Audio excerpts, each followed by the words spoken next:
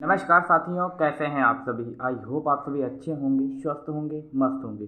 दोस्तों, आज के सेशन के माध्यम से हम जानने वाले हैं कक्षा 8 गणित अभ्यास 3A घनमूल। ठीक है, इस एक्सरसाइज के सभी इंपॉर्टेंट क्वेश्चंस को हम डिटेल में कवर करेंगे। लेकिन अगर आप सभी चैनल पर नए तो चैनल को भी सब्सक्राइब करें और वीडियो को अपने दोस्तों में भी शेयर करें। ठीक है, चलिए देखते हैं आज का पहला प्रश्न। पहला प्रश्न दिया गया है, निम्नलिखित संख्याओं के घन ज्ञात कीजिए। घन क्या होता है सबसे पहले ये जान लेते हैं। ठीक है, घन होता कुछ भी नहीं है। ठीक है, जो भी संख्या दी जाती है उसी संख्या को उसी के साथ 3 बार हम गुणे में लिखते हैं, वही घन कहलाता है। मान लीजिए अगर आपसे कह दिया जाए कि 2 का घन निकालिए, तो 2 का घन का मतलब होता है 2 की घात 3, और 2 की घात 3 का मतलब क्या होता है, 2 को हम 3 बार गुणे में लिख सकते हैं, यही हो जाएगा घन।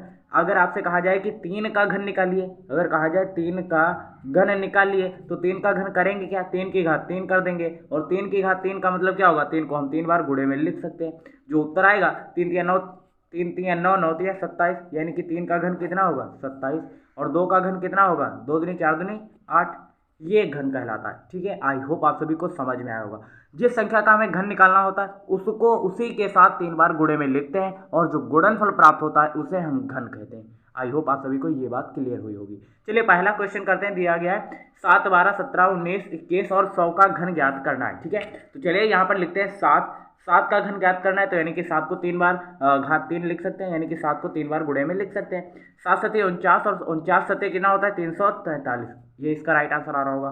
12 का घन निकालेंगे तो 12 गुणे 12 3 बार गुणे में लिख सकते हैं। 12 बरे 144 की 12 के साथ गुणा करेंगे तो कितना आएगा 1728। ठीक है, ये इसका राइट आंसर आ रहा होगा। उसके बाद 17 का क्यूब, यानी कि 17 करेंगे, क्या आंसर आएगा आप गुणा कर लीजिएगा। 19 का घन निकालना है, तो यानी कि 19 को हम 3 बार गुणे में लिख सकते हैं, गुणे 19, जो भी उत्तर आएगा आप निकाल लीजिएगा। 19 की 3 बार गुणा कर लीजिएगा। उसके बाद 21 का घन निकालना है, तो 21 को 3 बार हम गुणे में इस तरीके से लिख सकते हैं, और जो उत्तर आएगा आप ज्ञात कर सकते हैं। गुणा तो करना आपको आ ही रहा होगा। 100 का घन ज्ञात करना है, यानी कि हम 100 को 3 बार गुणे में लिख सकते हैं इस तरीके से।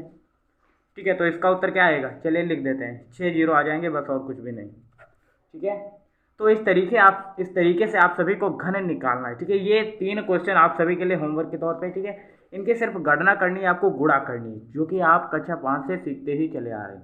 ठीक है, चलिए उसके बाद सेकेंड क्वेश्चन दिया गया। सेकेंड क्वेश्चन क्या है, मोस्ट इंपॉर्टेंट है, कह रहा है -5/9 का घन ज्ञात कीजिए। ठीक है, सेकेंड क्वेश्चन दिया गया -5/9 का घन, यानी कि -9/5 का क्यूब आपको निकालना है। यानी कि इसका मतलब क्या हुआ, -5 गुणे -5 गुणे -5, ऐसे हम लिख सकते हैं, और बट्टे में 9 गुणे 9 गुणे 9 लिख सकते हैं कि नहीं लिख सकते हैं। अब आपको पता है 55 25 पंचे 125। ठीक है, तो माइनस माइनस प्लस हो जाएगा, और प्लस माइनस की गुणा माइनस हो जाएगी। बट्टे 9 में 81, और 81 नमा कितना होता है 729, -125 बट्टे 729, तो ऑप्शन चौथा इसका राइट आंसर आ रहा होगा। ठीक है, अब यहाँ पर आपको क्वेश्चन कह रखा है निम्नलिखित में से कौन सी संख्याएं पूर्ण घन हैं। ठीक है, तो सबसे पहले करना क्या है, आपको इन सभी के गुणनखंड करने होंगे। कैसे करेंगे, उसके बाद ही हम पता लगा पाएंगे कि यह पूर्ण घन है या नहीं। मान लीजिए पहली संख्या दी गई है 64। ठीक है, हालांकि ये तो पूर्ण घन होगी, ये भी होगी, ये भी होगी, ये नहीं होगी।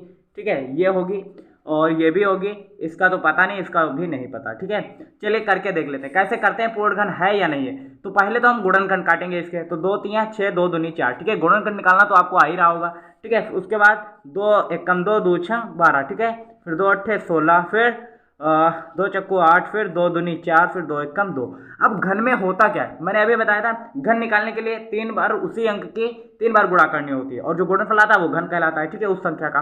तो इसमें भी अगर आपको पूर्ण घन पहचानना है तो उसके लिए 3 3 के जोड़े बनाने होते हैं। तो एक 3 जोड़ा बन गया, उसके बाद एक ये 3 का जोड़ा बन गया, यानी कि 2 गुणे 2 3 3 के जोड़े बन रहे हैं, यानी कि ये पूर्ण वर्ग होगा 2 दूनी 4, यानी कि 4 का ये घन होगा कितना 64। ठीक है ना, आप करके देख सकते हैं, 4 गुणे 4 गुणे 4, 4 चौक 16 चको 64, यानी कि 64 क्या है पूर्ण घन है।